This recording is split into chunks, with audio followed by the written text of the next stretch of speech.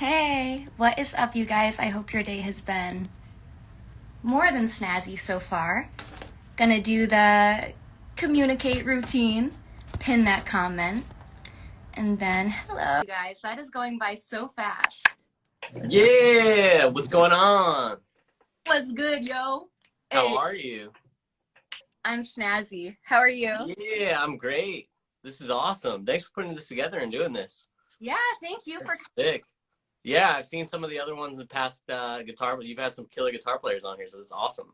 Absolutely. I also have a Halloween surprise coming, which is gonna be really. Ooh, Halloween surprise. That's sick. Yeah, so you can hear me all good. I'm Yeah, not totally. not cutting in and out or anything. Nope, nope. Perfect. Crystal clear. Awesome. You are too. So we have people tuning. I'm just going to get right into this. Welcome to Sick. Cait. We are a live series where we interview various creators and musicians. So with that being said, you are in a band called Everride. I'm pronouncing that Yeah. correct? Yeah. Very cool. And your newest single, Vertigo, has been released, which is your first single since the pandemic, if I'm Yeah. correct. Um, Yeah. Super huge, super exciting, good for you. Tell me about the guitar elements in the song and what you used to record it. Okay. Yeah. So yeah, like you said, this was the first release we had since the pandemic. So it was kind of we had all this music actually recorded probably right before the pandemic. We were planning to release all of 2020. And then the pandemic hit and it affected so many musicians immediately, right? So we decided to not release any music and kind of throw them away because obviously you couldn't tour, you couldn't support the records. So we decided to just kind of hold on to them. So we have probably like, I don't know, probably 20 songs done. So Vertigo is like the first kind of like our re-engagement song, kind of like the song to basically after the pandemic, it's going to be a constant. We're going to be releasing singles every like 3 months. So that's the first one. So we're Wow. kind of stoked to be releasing new music. But yeah, the guitar elements on this song particularly are really actually cool. They're kind of weird how I came up with them in the process of it. But it started with a riff, Oh, and actually the singer in my band, Sean, he came up with the riff. Funny enough, the singer came up with the riff, but the tones on there, it's like this crazy fuzzed out guitar tone. Um, on the record, I used what did I use? I used some of my vintage stuff here. I have a like vintage Arbiter fuzz. I have like a Phase 90. So I really use like a lot of weird sounding vintage tones on it, And then actually the weird thing about the song is we released this, or we didn't release the song, but we sent it to mixing and we got the mix back. And once we got the mix back, I actually added more guitars in that process. So there were some parts where I was like, it needs more guitars here. So I added some guitars in the bridge. I added like this crazy 80s chorus sounding clean guitar. And then I added like this lead guitar lick at the very end of the song. So, and those both made the record. So that's what you hear in the final product. yay. That's Yeah. awesome. And I love some vintage fuzz. So that is going to be Yes. absolutely. Yeah. I've been on this like vintage pedal uh kick where I've just been like Me getting too. every vintage piece that I don't know why I didn't do it sooner. Like I've had I've had so many pieces of gear and different kinds of pedal boards. Like for every tour I've done, I've had a different pedal board. And I don't know why I never just like bought the real things. Like everything we have now is just like a reissue of something that was made in the 60s and 70s. So I've just been like buying all those pieces. So now I have like literally every vintage piece I could possibly want, and it is night and day difference. Just the tone is like, that's the sound. Whereas now it's like, they have to kind of get around like, oh, how do we make this affordable to make and sell, Whereas before it was like, how do we make this the most amazing thing? So yeah. Right. So those are the tones on on that record. And then the other tones, we kind of do, the way we work is we'll be with different producers, Mhm. and then I'll produce a lot of the stuff mostly now, but we'll kind of do pieces everywhere. So we'll do, I just was just in Nashville and we did up some guitars there. We'll do guitars here, just kind of everywhere. So it's always different stuff making the record, really, honestly. From Nice. I yeah, love how you layering guitar parts on as they come to you. yeah, yeah, That's yeah. I mean, it's that part is cool, and thankfully the mixer, our mixer is awesome. Who did that song? This guy named Claudius Mittendorf, who did all the Panic at the Disco. He's so talented, does so much stuff. Yeah, he's done a ton of different stuff, and we were stoked to have him on it. And yeah, it was just one of those things where I heard it and I was like, it needs this, and he was like, yes, it does. Go ahead, go for it. And so, yeah, Yeah. yeah, it was a cool one, because most of the time it doesn't work like that. Most of the time it's like, here, the record's done, and then you send it to mixing, and it's just like a separate process. So most of the time when we work with mixers, it's a collaborative effort to reach the end goal line, you know? That's awesome. So you have a bunch of ideas mixed in there. They're not just your own. Yeah, totally. And that's important with any record, you know, when you don't have, like, in each process too, like the mastering and the mixing, like, it's so important because you have other people who are not creatively writing the song or making the song, but they're influencing the track, and that process would have never happened unless they had their input, you know, depending on who it was, which is good and bad. You could have a horrible mixer and then it makes it the other direction. So there's definitely two sides to it, you know? Exactly. So I want to make sure I'm pronouncing this name correctly. Correct me if I'm wrong. Yeah. No, Hervas? I believe you're correct. Yes. I've never met Noah in person, actually, funny enough. I've only talked to him online. They sent you a stunning custom Eddie Van Halen tribute guitar. I actually have it. Oh, I have it right here. I can actually bring it out for a second. Show it. Yeah. That was for the show This Is Us. I want to know wow, you guitar. First thought. What was it you were cutting out a second? Sorry, what was that? I know you cut out for a second. You were asking about the guitar? Gotcha. Yes. What was your most favorite feature about it that wowed you when you first saw it? Yeah, so like this guitar, I saw a video. I don't know if it was on Instagram or Facebook or one of those videos, or if I was sent it. Maybe somebody sent it to me, but this is the guitar. Yep. Yep. Yeah, I was sent this video, and if anyone hasn't seen it, you should go look it up. Just type in 3D Frankenstein on YouTube. And I watched the video, and he's so talented. He does like month-long builds, and he'll show the whole process, like how it's made. If you've ever seen that show where it's like showing like with background music, and it's like they're drilling each part and doing it piece by piece, that's what he does. And so it's like 40-minute long video where he shows from a bare piece of wood to this. And the whole process, when I saw it, I was just like, wow. I was so impressed. And I sent him a message. I was like, dude, how can you build me one of these? Or how do I get one of these? You know? Yeah. And he was just like, he saw my stuff, and I don't know if he knew me or what, but he was like, it would just be an honor for you to play this guitar. So he sent it to me. So I'm honored to have this in my possession. It's so cool. And for those that don't know, he basically replaced all the white on the Frankenstein with acrylic. So it's see-through. If you actually look, it's all see-through. So it's easier to see in person, but it's pretty crazy. And the buildmanship is just insane on this. That's crazy. That's a full-on sculpture as well as guitar right there. It's an art piece. Yeah, it's an art piece. I had it set up, and it plays amazing, but it's definitely one of those guitars that I'm not going to play too much. And I played it on This Is Us just as like a tribute type thing. And it was the first, you know, one, to pay tribute to Eddie for his passing, and two, to play tribute to this awesome guitar, because I've never seen anything like it. It's really cool. I haven't either. That's just awesome. You're gonna check that out, you guys. That's he does crazy other ones too, where he builds some out of like crazy stuff, like colored pencil guitar, like weird stuff that you'd be like, I've seen that, unless it was, but like I know that's a thing. Yeah, he does like just crazy ones. Like the guy can make anything you would ever dream of. You know, you could be like, I want a goldfish guitar. He could make it. So yeah, it's cool, really cool. I'm gonna reach out to this man. You should. He's so crazy talented, and I can't praise him enough. And his YouTube channel is so clever and awesome for not only for people who are interested in guitars, but just like it's so satisfying to watch. He's literally hand carving this, like from nothing to this. So it's cool to see that, you know, and for him to see like, oh, now I'm using it on This Is Us, and he's able to see that guitar. Like it's just awesome. So yeah. So sweet. That's got Yeah, to be cool for him too to like see that on TV and everything. Well I deserved. think so.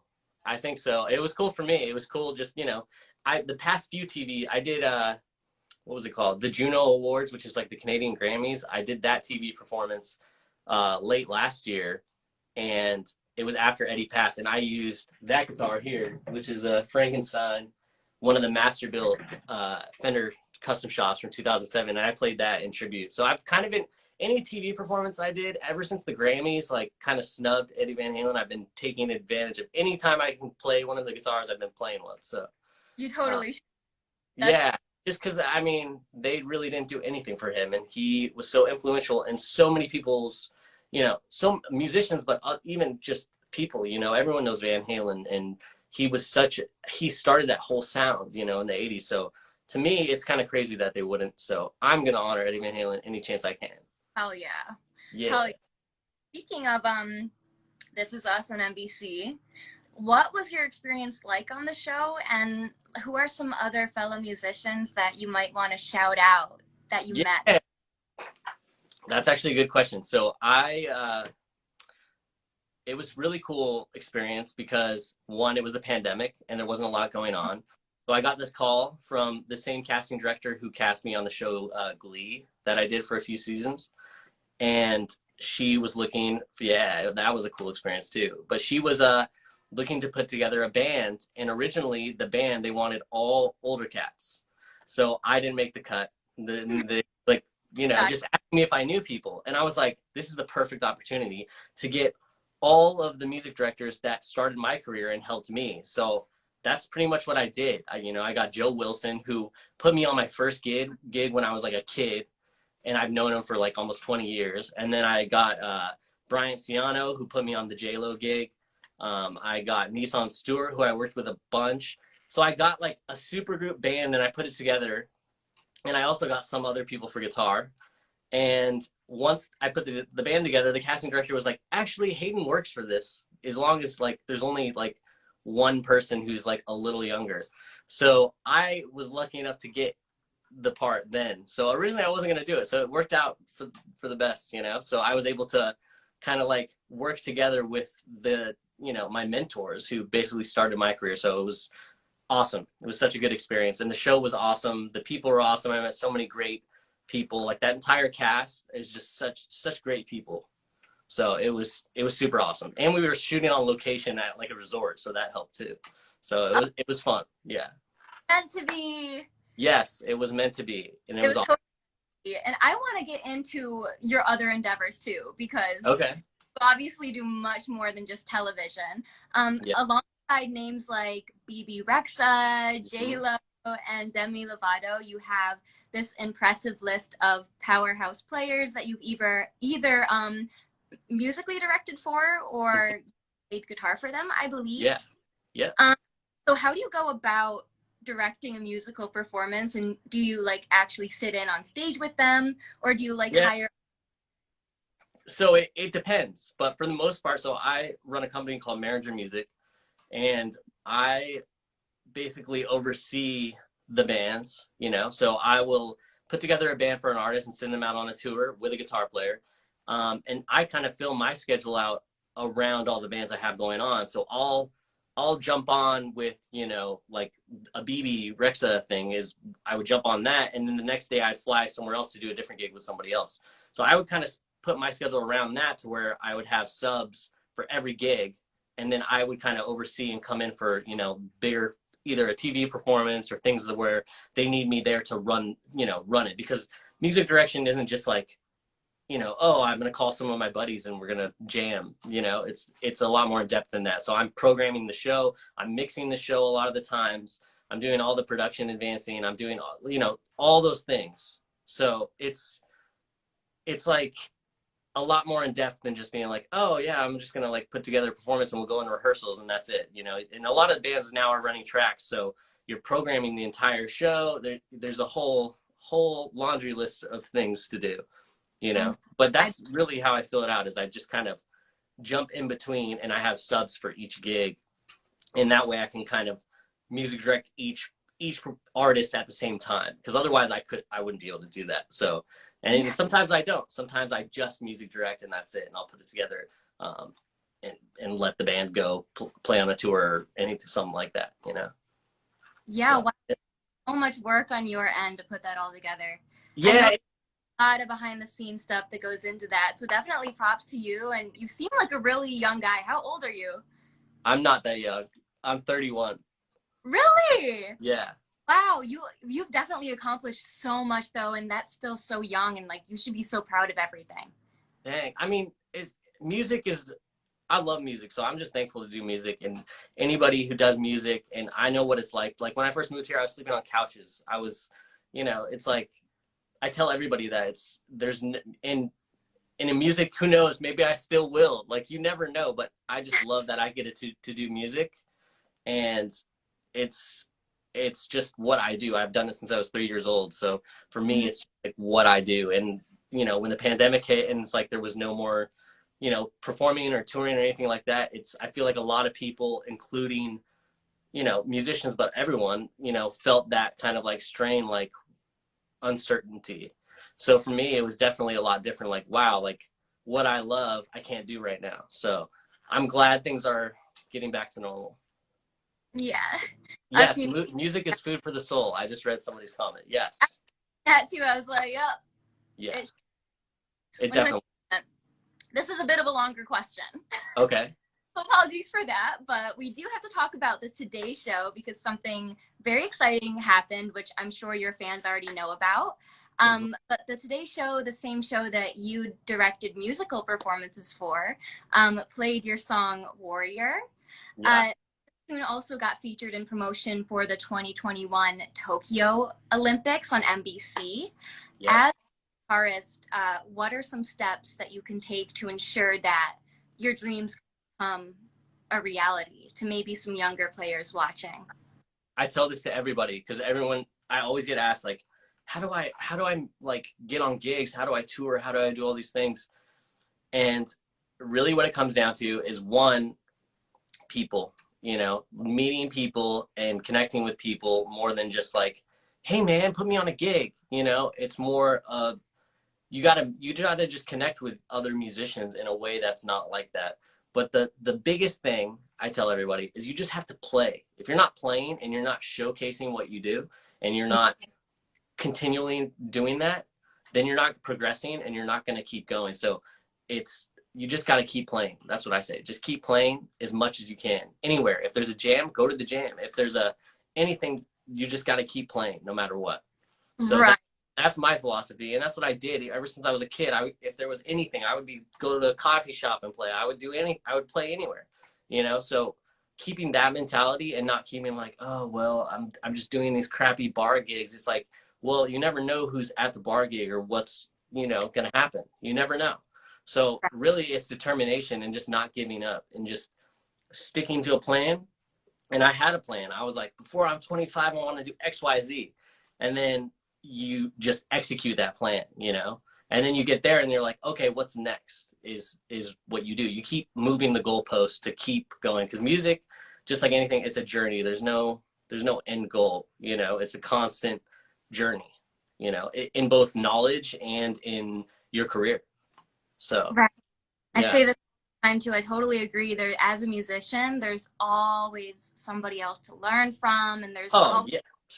new endeavor because we Totally. are we like to be creative and determined and all that good stuff. But And I yeah. can't tell you how much creativity I've seen from somebody who is not even musical, or somebody who like just has an idea in music.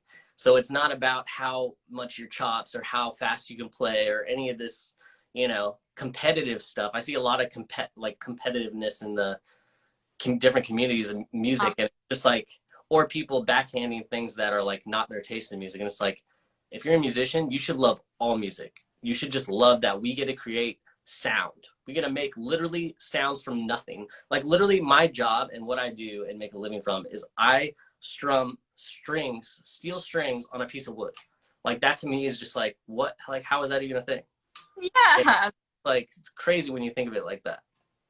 Yes, absolutely. And I love how open-minded you are about like all genres, and you're a music appreciator. I love Yes, but I wasn't always that way. So that's why I know, like, I know what it's, I definitely wasn't that way. When I was a kid, if somebody told me I was going to be playing for all these pop artists, I would have been like no. screw you, man. No way. Like, that's not going to happen. Yeah. But, you know, Growth, awesome, and you have yes. so much ahead of you too. And speaking of your own music, to me it sounds like the perfect blend of modern pop and older rock, which I think is Yeah. like a perfect follow-up to that conversation. Yeah. And in my ear, it's a bit comparable to a fusion of like, I want to say Journey and One Republic a little bit. Hey, I'll take that. Yeah. Like those two great prominent artists. If you could create a mini portfolio of your top 3 biggest influences, who would be on there? Top, just all musicians or guitar players only? Like any musician in your top. That's Probably. way harder. Way harder. I'm gonna stick to guitar players just because that's a lot easier. If I do musicians, I don't know if I could do that. Top 3, I don't know. Yeah. But guitar players, I definitely could do. And for me, it was always obviously Eddie Van Halen, since I was a kid, and then definitely Jimmy Page. He was my other one. Even when I was a younger kid, even more so than Eddie Van Halen, I was a huge Jimmy Page Zeppelin fan. And then the last one would have to be Guthrie. You know, like I transcribed his entire record when I was like 12 or 13 or however old. And he was such like a mentor to me. Like I had met him a few times and gone to some like MI was trying to get me to go to their school. So I was able to go and like meet him at a master class. And he inspired me in a way where I feel like I learned a lot of musicality from, you know, older rock bands, really, you know? So like a lot of my playing has blues influence, and I also learned a lot of blues like from Elmore James and all way back, right?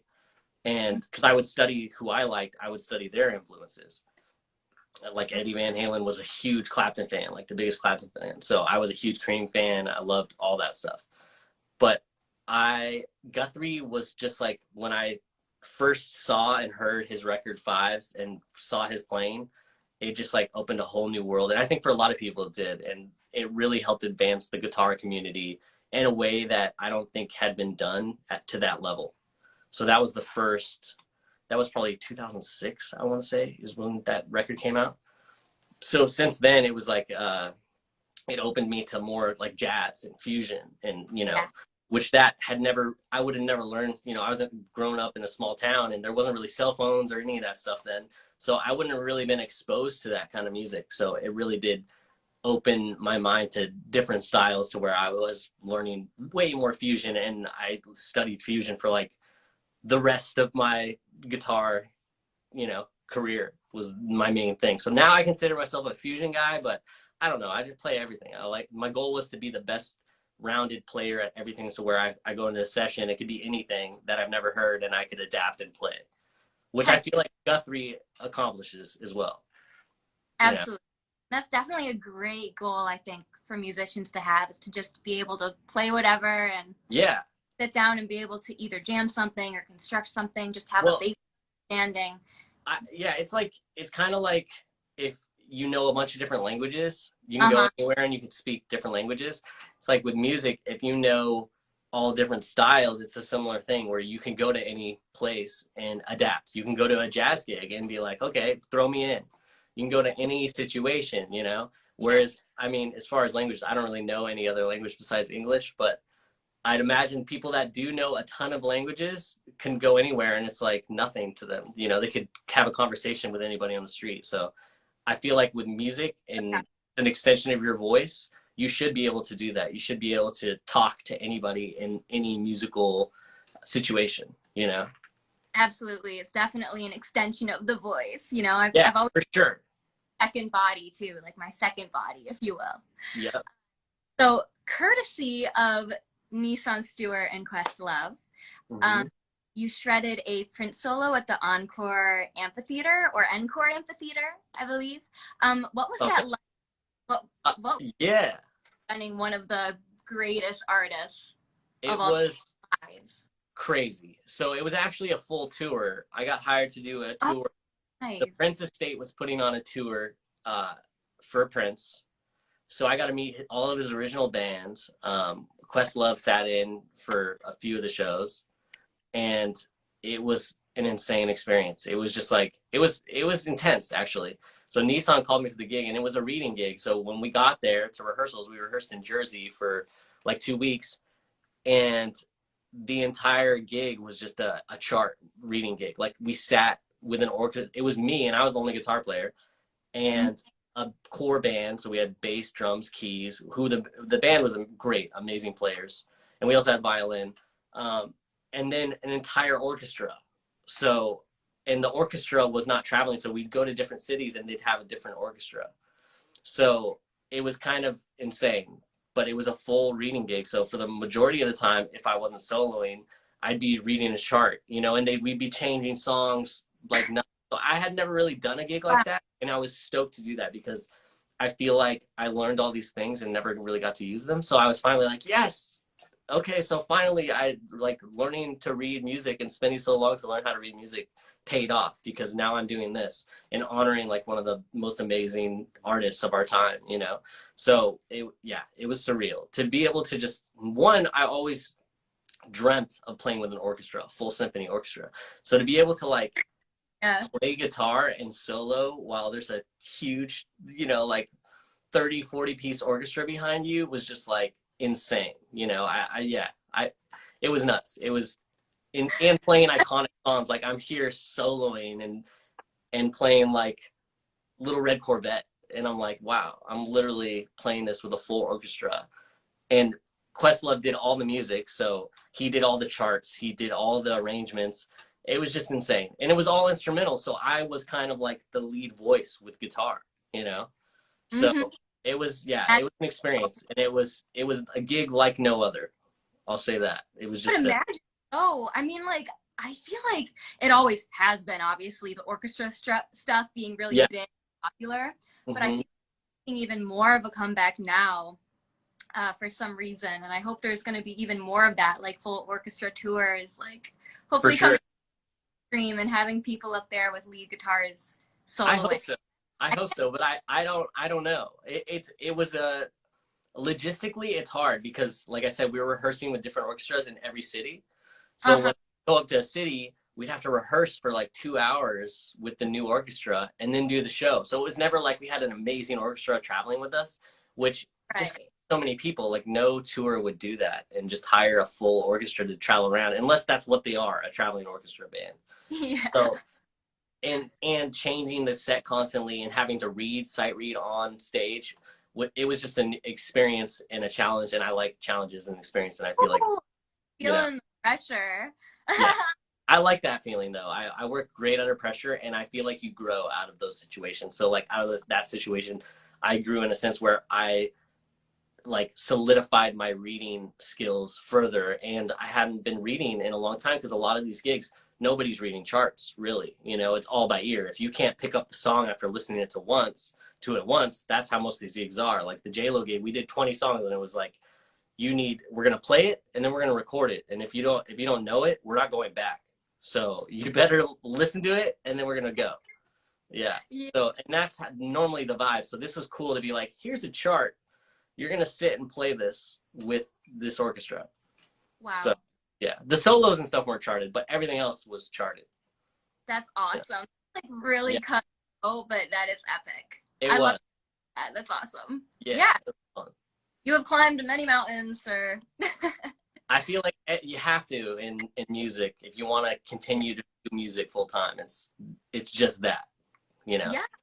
Even from like, because I've been playing lead guitar since 17 years old. I'm 21 now.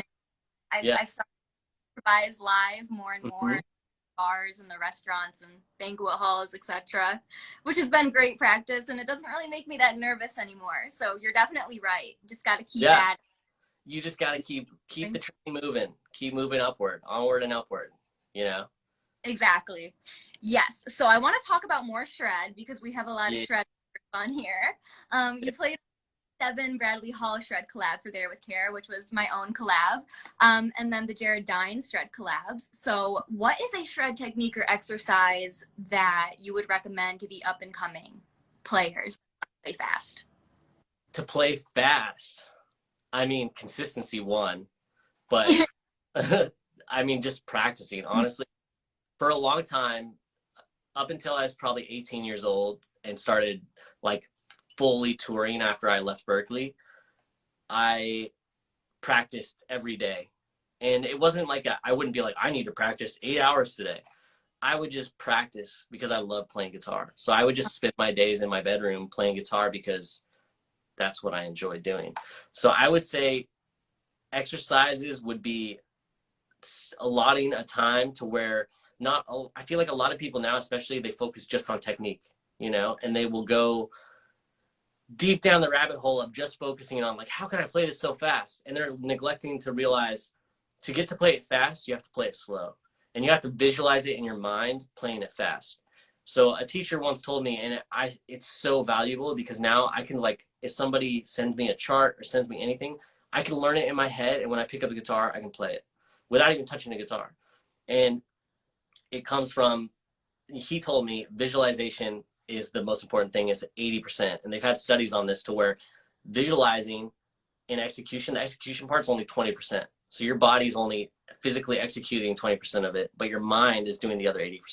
So if you can get past that, I feel like you can play anything. So a lot of times, like when I was in high school, I would just be visualizing in my head guitar like the whole time. So I obviously didn't learn much in high school, but I feel like that's the most important thing. And I encourage people to test it. Like if there's a part in a solo or anything that you're learning and you're like, you can't get it. And it's just like you're hitting roadblocks and you're playing with a metronome, you're doing it slow and you're building up and you can't get it. Take a step back and visualize it in your head. Visualize it slow and playing it slow in your mind. Like visualize you picking it and playing the notes, and then visualize it playing fast. And I bet you can't visualize it playing it fast. If you can't visualize it playing it fast, you won't play it fast no matter how many times you keep practicing it. It has to come from your mind, and you have to visualize the execution of your body playing it at that speed and visualizing each note cleanly. And then when you go to execute it, that's how you keep moving forward, is just visualizing how to do it. You know? That is great advice. That's great, especially about playing slow first. If you could not slow. Yeah, totally. I mean, that's always been a thing, you know, playing it slow. But as far as exercises, I'm not really a believer in exercises or like, I'm going to sit down and play this rudiment. Like I'm not that kind of player. I like to play, you know, even when I practice weird things that I just made up. So it's not like I have a set practice routine or anything like that. You know, I'll practice with a metronome and practice scales and stuff like that, but that's such a small piece of it, you know? Fact. Yeah. Fact. Yeah. I feel like some players kind of like to noodle, and then others are very, very, very exercise. Like, right. Totally. I don't even know how to describe that. Like exercise savvy, you know? Yeah. No, it's true. But, you know, I do feel like it's half and half. You kind of have to develop your own style, as you said, and all that, and then, but not swarm your mind with just techniques. Yeah, it's small. The only reason you should have technique is try to execute whatever you want on the guitar, and that was my goal. It's like to be able to just like have an extension of my voice. If I can sing whatever, I want to be able to play, you know. So that's really it, is executing what's in your mind. So yeah, I would say focus on that. So I do want to make sure that I am pronouncing these names correctly too. Justin Dorico? I believe that's right. Okay, because you have collaborated with many maestros, such as Justin, because he's the guitarist for Pink. Yeah. And Luca Mantovinelli. Yeah. I know, correct.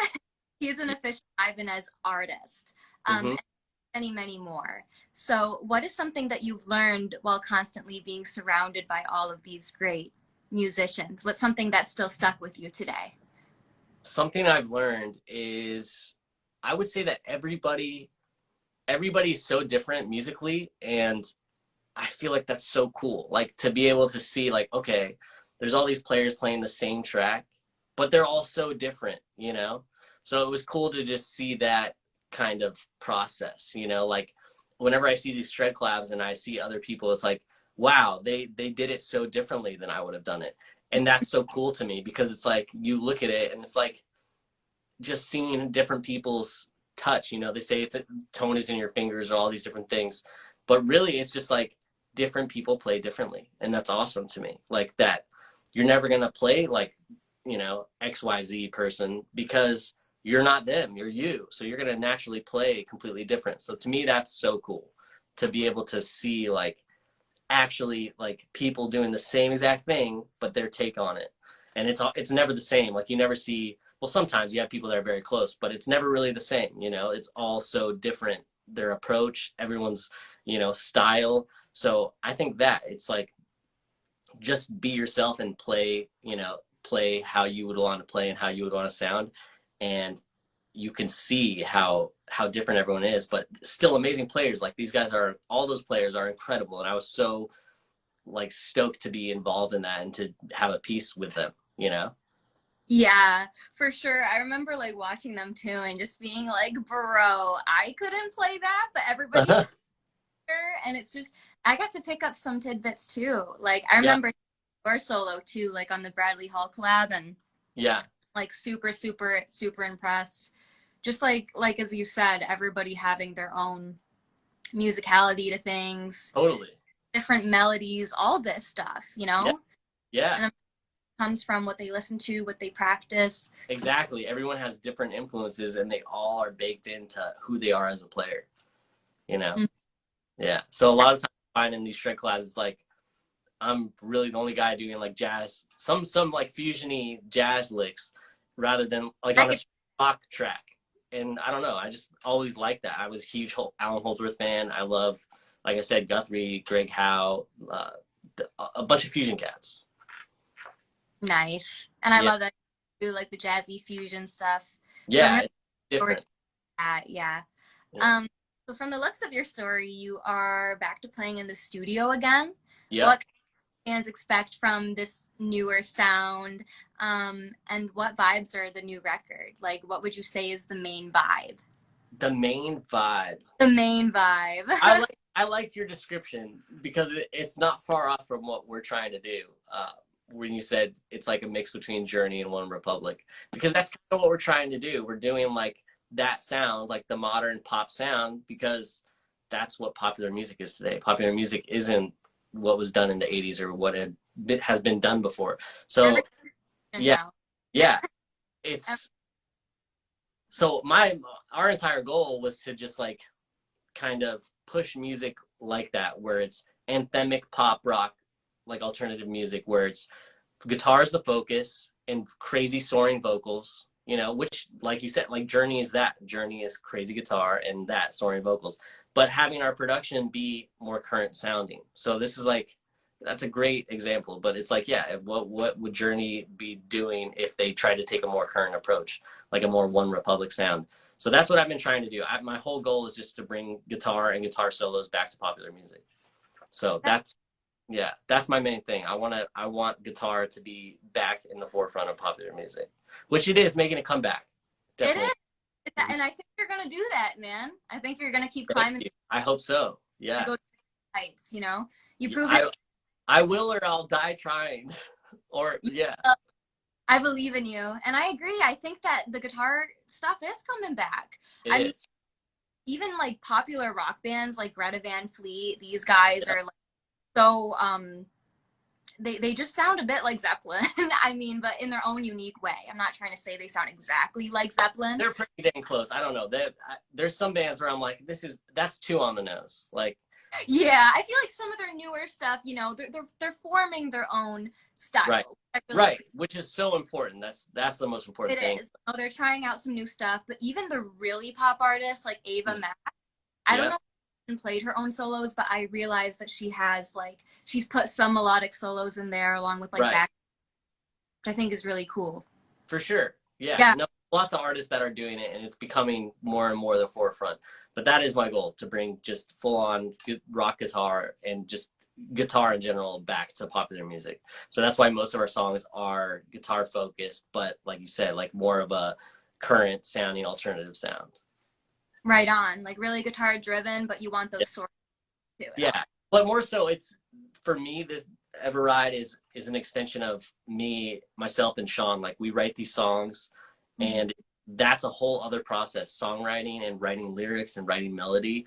I love that. I'm so satisfied by doing that in a different way, because it's not has nothing to do with guitar really, but I'm creating songs, you know, which is a lot of, you know, if I was to make an instrumental guitar shred record, which I've been told so many times to do, and I will, I'm just not really a huge fan of instrumental shred guitar music. Surprisingly, I'm sure a lot of people would be shocked to hear that. But I was, when I was younger, I was a huge fan of Steve Vai and Joe Satriani and all those guys. But I'm not as big on, I don't know why. I don't like the guitar sound. I guess it's too one dimensional. Like the sound is too, there's not much more you can do. Like people can change the tones and things like that, but it still sounds the way it sounds. So creating a unique sound, like there's some players that can obviously do that. Like Derek Trucks can make the guitar sound like a lead vocal. So there are people that can do that. Oh yeah. But this project for me is like, I'm able to also create all the music. So I'm not just doing guitars. I'm doing, you know, making the whole entire music. I'm creating the drums. I'm doing everything, you know? So it's cool to do that. Like I'm literally making something from nothing. It's like that process is cool and is a lot different than just like playing the guitar for an artist or creating like an instrumental record, you know? So I find it satisfying. Yeah, sometimes you need to add players. Sometimes songs are just like that, you know? Yeah, like, sure. More than the strings. Yes, for sure. So we are actually on our last question, which this one was courtesy of Guitar World, because I'm going to be turning a written article momentarily. So tell me a bit about your acting on Glee and Crazy Ex-Girlfriend, and how did you get into the TV movie department, and what is your advice for young guitarists that want to take this route for writing for TV and stuff like that? Yeah. So I started, really, it was from my guitar, you know, playing, really. I started playing when I was 3, and I've just always done that. And, you know, when I was about 17, I moved to LA, and I was just doing random stuff like commercial auditions, different things like that, but always centered around music. So I was always going in for the part of like so-and-so show where they needed a guy in the band or a guitar. Like I was always going for that because I felt it would accentuate me as a player and not just be like, oh, he's just an actor guy or something. Like that was never my goal for me. My goal was to take my playing and have it supported with like something different, you know? So I kind of like to tip my toes in everything. You know, I do mixing for other artists. I do production. I do film scoring. I do sync placements. I do all sorts of different things. And it's all for the goal of just being a musician. So if you could take everything that you do and expand on it, you should, because music is so easily expandable. We could do, you know, we can do things that a lot of other people can do. You know, where most careers they're limited to one thing, where we can do so many avenues within music. You know, like I just said, we can mix, we can play on stage, we can music direct, we could do all sorts. Yeah, we could do commercials. I could be the guitar player on Glee and be in the high school band and be an actor on TV. Like there's no limit on what we can do, and it's all within the realm of music. So those were the parts I was always going for. And if you look at all those performances, it's always that. I'm like the guitar player in the lead actor's band, or I'm like in a scene with them. It's always musical though. So for me, I'm not going to do a part that's not involved with music, because I feel like it's deterring from what I do, and what I do is music. And I feel like if you're trying to do music, you can't just do one thing. You need to learn everything, and you should strive to be the best musician possible, because the industry constantly changes, and you need to be able to adapt for those changes in any situation. Like with COVID, there was no touring. So if you're a touring musician, that's all you bring to the table, you're going to have a hard time, and you're not going to last, you know? But if you can do other things to fill in your time and adapt, you're going to continue pushing forward. So I would say for any musician coming up, you just need to keep playing and keep dreaming and just keep pushing forward, because that's really what you got to do, and just want to learn and grow as a musician. Very nice. You have like a lot of great quotes in there too. Oh, So okay. I don't know. I feel like I'm just rambling. No, I so appreciate that. And I'm a rambler too. So I love Yeah, we got so many great things. Thank you so much for Thank you. Thanks for putting this all together. Yeah, to talk about your career and your future endeavors. If you're Yeah. coming out, and if you have not followed Hayden, once again, he has been on the Bradley Hall Shred collab, which I helped to organize. So be sure to check that out. Jaradine's one, many more. Be sure to check them out. I would love you, Cait. for sure. Awesome. Yeah, you should take that up, like mentoring and stuff. Mentoring? Yeah. I wouldn't have time to do that. I wouldn't even know where to start. You know? Nice. Yeah. And like, do you have any like more TV appearances coming up in the near future, or is that kind of under the radar? Can't really talk about that. There's a lot of things I can't talk about. That's the other thing is like there's so many things that I wish I could share. Like I just had this crazy week where I got to work on some crazy, insane records that I never would have dreamt I would be working on or have a part in. But I can't say what it is. So Gotcha. Yeah, it's just one of those things where it's, you know, I don't know, it's above my knowledge. Very cool. I'll Well, get in trouble. advice down for the TV stuff and get that all written down. But yeah, great answers. Thank you so much. Thank you. And hop on again for another interview sometime. Yes, anytime. Yeah, Let me have like something up that you want me to help promote. Like I got you. Okay, sick. That'd be awesome. Yeah, I definitely will. Gotcha. Well, thanks for tuning in, guys. Yeah. Bye, everyone. Thank you for listening to me ramble. Yeah. Bye-bye.